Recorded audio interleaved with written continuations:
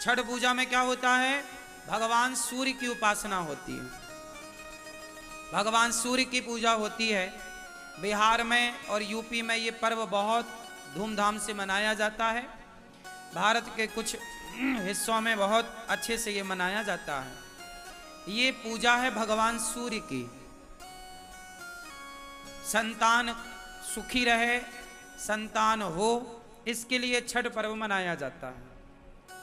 परिवार बढ़े, संतान सुखी रहे, बच्चों पर कभी कोई संकट ना आए, बच्चों की दीर्घ आयु के लिए, बच्चों की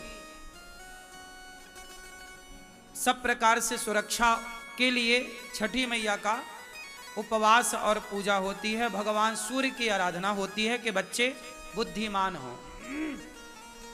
इसके बाद आएगा अष्टमी। तो अष्टमी क्या होगी? ये इसी को कहते हैं गोपाष्टमी। कौन सी अष्टमी है ये? छठी के बाद क्या आएगी? गोपाष्टमी। और गोपाष्टमी का मतलब है आज के दिन, मतलब गोपाष्टमी के दिन भगवान क्या किए थे? गैया चराना शुरू किए थे। इसलिए गोपाष्टमी में, इस कार्तिक में भगवान ने गाय चराना स्टार्ट किया। इसलिए गोपाष्टमी और इस कार्तिक के माह में गौदान की भी बड़ी महिमा है। गोपाष्टमी में गाय को चारा, गाय की सेवा, गाय को पूजा, भगवान सब प्रकार से गाय की सेवा करते हैं, आप भी करिए। और गोपाष्टमी के बाद क्या आएगा? नवमी। कौन सी नवमी? बोलो। हाँ हाँ हाँ हाँ, अक्षय नवमी बोलते हैं, आंवला नवमी भी कहते हैं। कौन सी नवमी? इस आंवला नवमी के दिन कहते हैं कि आंवले के पेड़ पर ही भगवान श्रीमन्नारायण का वास होता है आंवला नवमी के दिन। जैसे रविवार को, एकादशी को तुलसी पे भगवान नारायण का वास होता है, उसी दिन, उसी प्रकार आंवला नवमी को अक्षय नवमी भी कहते हैं। इस दिन आंवला दान करने की महिमा है। इस दिन आंवले के पेड़ के नीचे बढ़िया भोजन प्रसादी बना करके वहाँ पाने की, भोजन करने की, भोजन कराने की बड़ी महिमा है। हमें बचपन में याद है, हम लोग, हमारी माँ और हम लोग जाया करते थे खेतों में, जहाँ आंवले का पेड़ होता था, वहीं बढ़िया बनता था प्रसाद, वहीं भोग लगता था, वहीं खाते थे। आंवला भी खाया करो, ये औषधि है। तो अक्षय नवमी कहते हैं, अक्षय नवमी के दिन किया गया कोई भी पुण्य अक्षय फलदायी होता, उसका कभी क्षय नहीं होता। तो आंवले का पेड़ घर में लगाइएगा और आंवले की पूजा करिएगा। देखो हमारे जो त्योहार हैं कितने वैज्ञानिक हैं कि हम लोग पेड़ पौधों की पूजा करते हैं, आंवले के पेड़ की पूजा, ये प्रकृति की पूजा है। फिर आएगी एकादशी। कौन सी एकादशी? हाँ, देव उठनी एकादशी, से बड़ी एकादशी भी कहते हैं, बड़ी 11, देव उठनी एकादशी। इस एकादशी के दिन ही भगवान श्रीमन्नारायण का, भगवान शालिग्राम जी का तुलसी जी के साथ विवाह होता है। तो आप लोग भी विवाह करिएगा,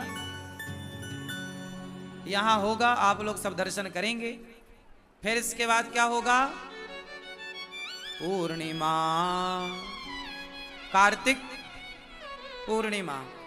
मतलब ये जो कार्तिक का महीना है, सारे इस महीने में सबसे ज्यादा त्योहार होते हैं। हमारे सनातन धर्म में जितने भी महीने हैं, सब महीने एक से बढ़कर एक हैं, पर कार्तिक माह में सबसे ज्यादा त्योहार होते हैं। इसी माह पर दीपावली होती है, इसी माह पर देव उठनी एकादशी होती है, इसी माह में धनतेरस होती है, इसी माह में गोपाष्टमी होती है, इसी माह में अन्नकूट होता है, इसी माह में भाई दूज होती है। तो एक माह में इतने सारे पर्व, इतने सारे त्योहार। यदि ये सवाल कोई आपसे पूछे कि हिंदू धर्म में, सनातन संस्कृति में वो कौन सा महीना है जिस महीने में सबसे ज्यादा त्योहार होते हैं, तो आप कह सकते हैं कि कार्तिक का माह है वो, जिसमें सबसे ज्यादा त्योहार होते हैं। और सभी त्योहारों की अपनी अपनी विशेषता है, सबकी पुरानी पौराणिक मान्यता है। तो कार्तिक का माह वैसे ही पवित्र है। ये व्रत का इस माह में कहते हैं तीर्थों में स्नान करने का बड़ा महत्व है। आप लोग वृंदावन में हो तो यमुना जी ही स्नान करने जाया करो। क्यों? कहते हैं कि इस माह में ही एक राक्षस ने वेदों को जल में छिपाया था। कहते हैं कि कार्तिक माह में वेदों का वास जल में होता है। कहाँ होता है? वेदों का वास कहाँ होता है? तीर्थों में, नदियों में। जितने हमारे तीर्थ नदियां हैं, जलाशय हैं, उनमें वेदों का वास होता है। इस महीने में वेद जल में शयन करते हैं, जल में वास करते हैं। तो वेद जब वास करते हैं तो कहते हैं कि जब आप जल में, तीर्थों में स्नान करते हैं तो आपको वेद माता की कृपा प्राप्त होती है। और वेद कृपा करते हैं तो आपका ज्ञान बढ़ता है, आपका यश बढ़ता है, आपकी कीर्ति बढ़ती है, आपकी बुद्धि कारगर होती है, मीन्स अच्छी होती है, पवित्र होती है।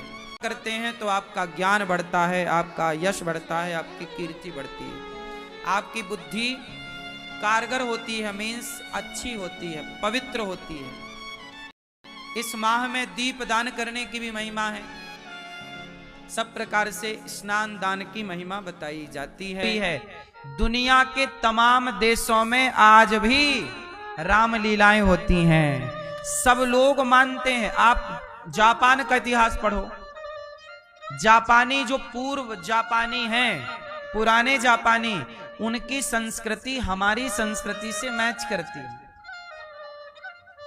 आज देखो सब भटक गए। आप लोग भी सनातन से भटक जाओगे तो कल को आप भी अपने आप को कुछ और मान लोगे, अपना मजहब पंथ खड़ा कर सकते हैं आप। इसलिए भगवान चार भुजा लेकर आए। किसके लिए आए? ब्राह्मण, क्षत्रिय, वैश्य और शूद्र। तो हम सब चारों कौन हैं? क्यों हम चारों कौन हैं? अच्छा बताओ, ब्राह्मण, क्षत्रिय, वैश्य, शूद्र में ये चारों का आपस में रिश्ता है कि नहीं? क्या रिश्ता है? बोलो मेरी मां। है? हमारे देश में कितनी गलतफहमी फैलाई गई। लोग कहते हैं हिंदू मुस्लिम भाई भाई। अरे भाई, यदि हिंदू मुस्लिम भाई भाई हो सकते हैं तो ब्राह्मण, क्षत्रिय, वैश्य, शूद्र भाई भाई क्यों नहीं हो सकता? यही भाई भाई है, हिंदू मुस्लिम। किसी मुसलमान से हमारी लड़ाई नहीं है, किसी ईसाई से हमारी लड़ाई नहीं है। लड़ाई है उसके विचारों से। क्या विचार से? हम गाय को माता मानते हैं और मुसलमान गाय को खा जाता है। तो जिसे हम माता कहते हैं उसे तुम खा जाते हो, तो भाई तुम हमारे भाई नहीं हो सकते। लेकिन ब्राह्मण गाय को माता मानता है, क्षत्रिय गाय को माता मानता है, वैश्य गाय को माता मानता है, शूद्र भी भारत का गाय को माता मानता है। जो गाय को माता मानेगा वो हमारा भाई है, जो गाय को माता नहीं मानेगा वो हमारा भाई। ये विचारधारा की लड़ाई है। हमें किसी व्यक्ति से कोई नफरत, बुराई नहीं है। लड़ाई किसकी है? विचारधारा की, सोच की, विचारों की। अब बताइए मुझे कि गाय को माता ब्राह्मण मानता है कि नहीं? क्षत्रिय मानता है कि नहीं? वैश्य मानता है कि नहीं? शूद्र मानता है कि? अच्छा बताओ, गंगा को माता कितने लोग मानते हो? गंगा मैया कितने लोग? जो गंगा को माता माने वो हमारे भाई हैं, जो गंगा को माता ना माने वो हमारे भाई नहीं।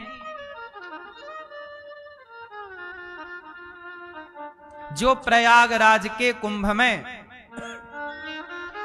उसे आस्था का कुंभ मान करके श्रद्धा से स्नान करें, सनातनियों का महापर्व है कुंभ।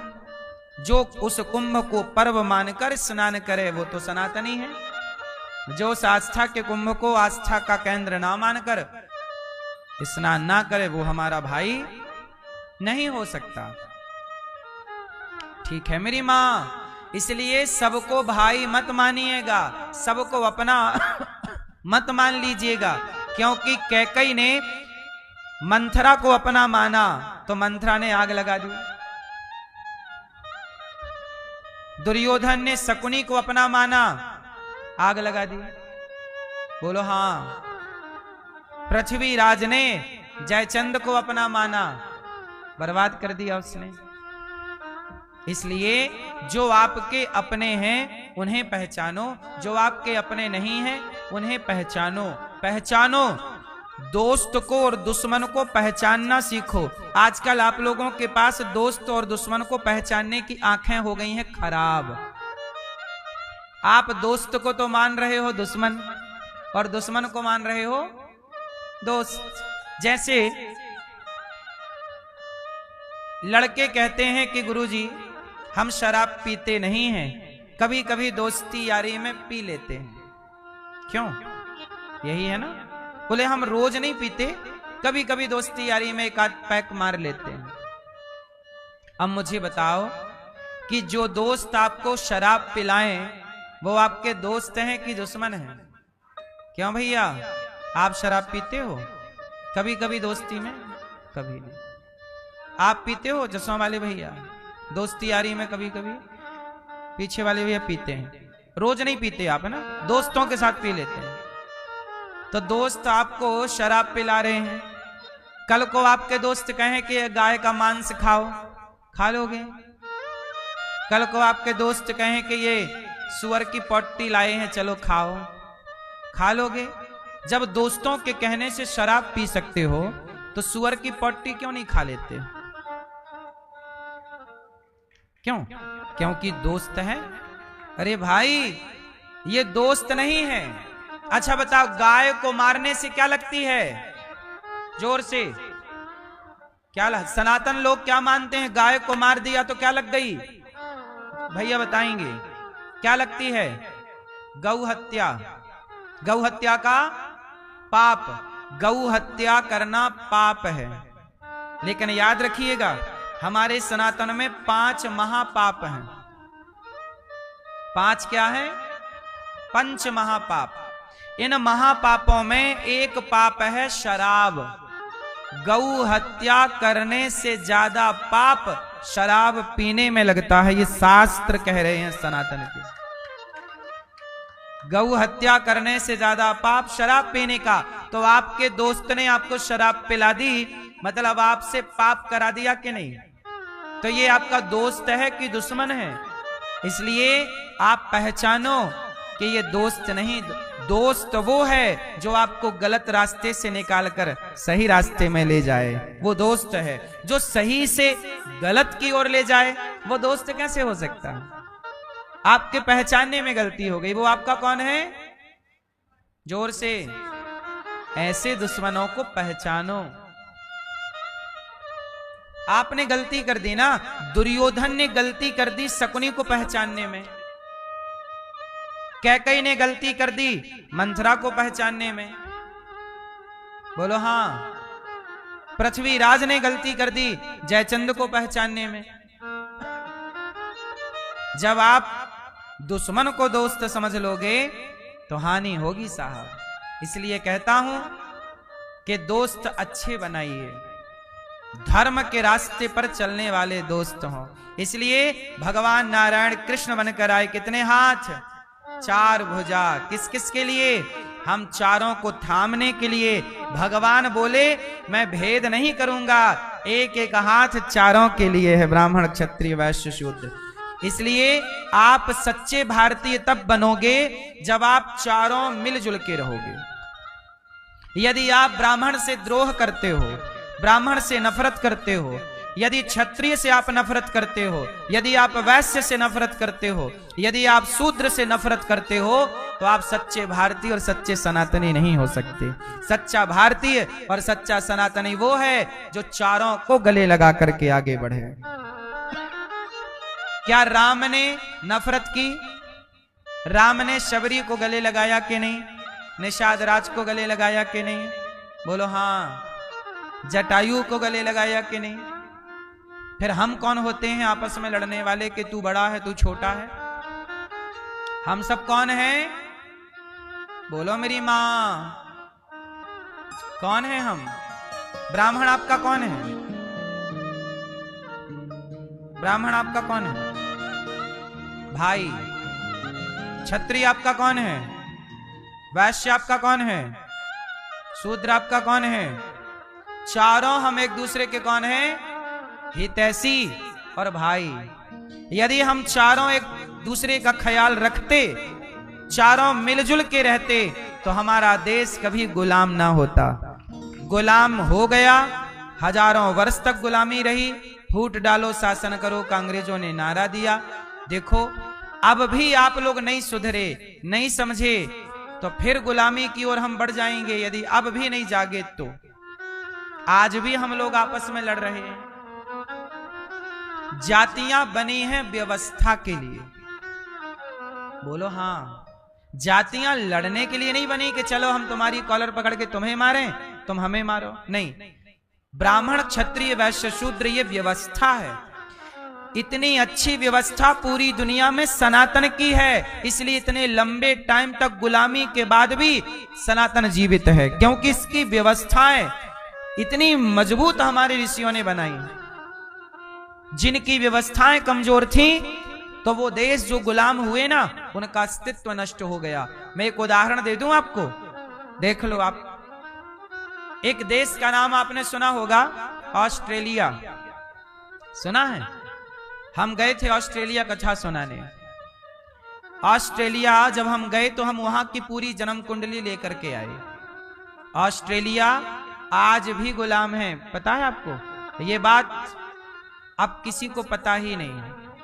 ऑस्ट्रेलिया नाम का देश है, उस देश में 2 झंडे हैं। एक झंडा वहां की लोकल जनता का और दूसरा झंडा अंग्रेजों का।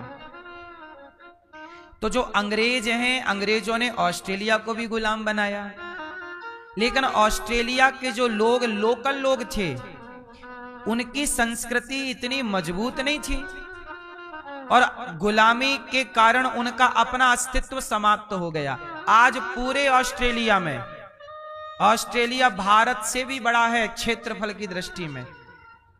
आबादी बहुत थोड़ी है, क्षेत्रफल भारत से भी बड़ा है, भारत से लगभग 2 गुना बड़ा है। आज भी वो देश गुलाम है। जो वहां की मूल आबादी थी वो नष्ट हो गई, गिने चुने बचे हैं। पूरे ऑस्ट्रेलिया में 1000 लोग होंगे, पुराने ऑस्ट्रेलिया केवल 1000 लोग। आज भी वो देश गुलाम है और अब वो कभी आजाद नहीं हो सकता, क्योंकि वहां की संस्कृति, उनके पास अपना कुछ सोर्स नहीं था, कोई उनकी व्यवस्थाएं नहीं थी। सोचिए, गुलाम तो भारत भी रहा, गुलाम ऑस्ट्रेलिया भी रहा, लेकिन ऑस्ट्रेलिया गुलाम था तो उसने अपना अस्तित्व गवा दिया। भारत भी गुलाम था, पर भारत का अस्तित्व आज भी जीवित है। क्यों? क्योंकि हमारी जड़ मजबूत थी। इसलिए हम सनातनी, ये जो व्यवस्था है ना, ब्राह्मण क्षत्रिय वैश्य शूद्र, ये व्यवस्था बनाए रहना। लड़ना मत आपस में, पर एक दूसरे के काम आना। ये लड़ने के लिए नहीं बनी व्यवस्था, ये व्यवस्था है। अब जिसकी व्यवस्थाएं मजबूत थी वो जिंदा है, जिसकी व्यवस्थाएं कमजोर थी, आप कितने इतिहास उठाइए, कितने देशों का अपना अस्तित्व समाप्त हो चुका है। अरे और दूर क्या जाते हो, चलो मैं आपको बताऊं। अफगानिस्तान, अफगान भी तो हिंदू सनातनियों का था। शकुनी कौन था? शकुनी का पिता कौन था? गांधारी कौन थी? सब ना सनातनी है, लेकिन आज वहां एक भी सनातनी नहीं है, क्योंकि जो अपनी संस्कृति, अपने संस्कार भूल जाता है, उसका अस्तित्व नष्ट हो जाता है। अफगानिस्तान इसका उदाहरण है। ठीक है, इसलिए अपनी संस्कृति को नष्ट ना होने दीजिए, अपने संस्कारों को नष्ट ना होने दीजिए। बच्चों को गीता पढ़ाइए। हम बार बार कहते हैं कि अपनी इसलिए कहते हैं, जो व्यवस्थाएं हमारे ऋषि मुनियों ने बनाई हैं, उन व्यवस्थाओं का पालन करो। ज्यादा होशियार ना बनो, तुम्हारी होशियारी सनातन के अस्तित्व को खतरे में लाकर खड़ी कर सकती है। यदि राष्ट्र हित में सोचना है तो ऐसे सोचना पड़ेगा, और पर्सनल स्वार्थ है तो पर्सनल स्वार्थ के लिए लोग लड़ते हैं। यदि पर्सनल स्वार्थ देखना है तब तो लड़ाइयां लड़नी है आपस में, और यदि राष्ट्र हित का सोचना है तो आपस में ना लड़ो। क्यों जी, बात सही है कि गलत है? हमारा भाई क्षत्रिय ही रहेगा, हमारा भाई वैश्य ही रहेगा, शूद्र ही हमारा भाई रहेगा, ब्राह्मण ही हमारा भाई रहेगा। जब पाकिस्तान आजाद हुआ, मतलब भारत से जब बंटवारा हुआ, किसका? पाकिस्तान बटा, भारत का टुकड़ा हुआ पाकिस्तान। इतिहास उठाइए, पाकिस्तान के पहले कानून मंत्री कौन? जिन्ना के साथ कौन गया था? जिन्ना के साथ भारत के एक दलित व्यक्ति गए। जिन्ना की बड़ी दोस्ती थी, क्योंकि उन्होंने जिन्ना से दोस्ती कर ली, और जिन्ना जब पाकिस्तान के प्रधानमंत्री बने तो पाकिस्तान के पहले कानून मंत्री भारत के एक व्यक्ति जो पाकिस्तान चले गए, जो हिंदू थे, दलित परिवार से, वो बने कानून मंत्री बने। पर उस पाकिस्तान में उन हिंदू का, उस दलित का सम्मान नहीं हुआ। आखिरी में उन्हें छोड़ के भारत आना पड़ा, क्योंकि तुम्हारा भला कोई सोचेगा तो ब्राह्मण, क्षत्रिय, वैश्य, शूद्र ही तुम्हारा भला, कोई मुसलमान किसी हिंदू का भला सोच नहीं सकता साहब। यदि सोचता तो पाकिस्तान से क्यों भागना पड़ा पहले कानून मंत्री को, जो कि भारत के एक दलित समाज से थे? जिन्ना तो दोस्ती में लेके गए, तो फिर क्यों टूट गई दोस्ती? क्योंकि यह दोस्ती केवल स्वांग है। ये बात भारत के लोगों को जान लेनी चाहिए, थोड़ा इतिहास पढ़ना चाहिए, समझना चाहिए। तुम्हारा भला कोई नहीं सोच सकता सनातनियों के सिवा, इसलिए मिलजुल के रहो, प्यार से रहो। हमारे भगवान प्रकट हुए हैं चतुर्भुज रूप में। भगवान प्रकट हुए, भगवान छोटे से बन गए, वसुदेव जी लेकर चले। यशोदा के यहाँ लाली भई, कृष्ण को रखा, कन्या को लिया, वसुदेव जी आए। कंस ने उस कन्या को 8वां गर्भ मानकर पत्थर पर पटक दिया। कन्या हाथ से छूटकर आकाश में गई, और वही विंध्यवासिनी मैया कहलाई, विंध्याचल पर्वत पर जाके विराजी। और आज भी विंध्याचल पर वही माँ भगवती विराजी हैं। बोलिए विंध्यवासिनी मैया की जय। विंध्याचल पर्वत पर जो अष्टभुजी माँ विराजी हैं, वो माता यशोदा की पुत्री है, जो कंस के हाथ से छूटकर आकाश में गई थी। कंस तुझे मारने वाला पैदा हो गया, ये कहा और चली गई। कंस ने अब भगवान कृष्ण को मारने के लिए राक्षसों को तैयार करने लगा, तो एक राक्षसी बोली, हमें अवसर दिया जाए। क्या अवसर दिया जाए? पूतना बोली, हम जाएंगे। पूतना लोक बालघनी राक्षसी रुधिरासना जिघांसया पहरये स्तनं दत्वा पसद्गतिम्। पूतना लोक बालघनी। पूतना कौन? राक्षसी। पूतना कौन है? राक्षसी। छोटे छोटे बच्चों को मार मार के खा जाती है।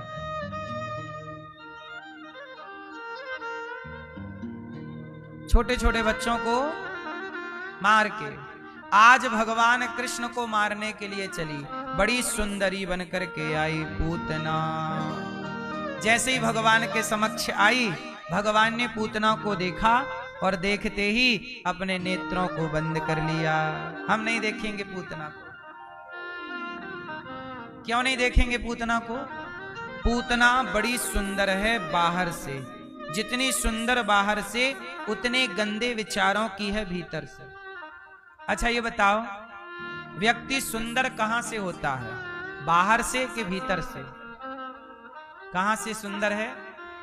इसलिए बाहर की चमड़ी कैसी भी हो कोई फर्क नहीं पड़ता, व्यक्ति को भीतर से सुंदर होना चाहिए। और भीतर से सुंदरता क्या होती है? विचारों की सुंदरता।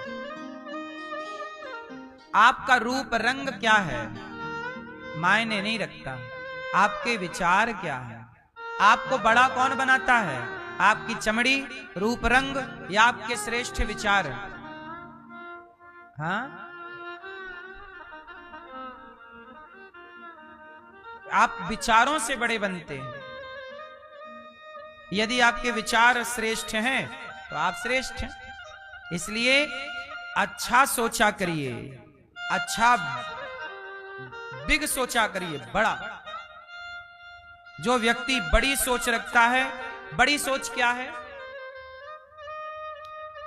बड़ी सोच क्या है बताओ?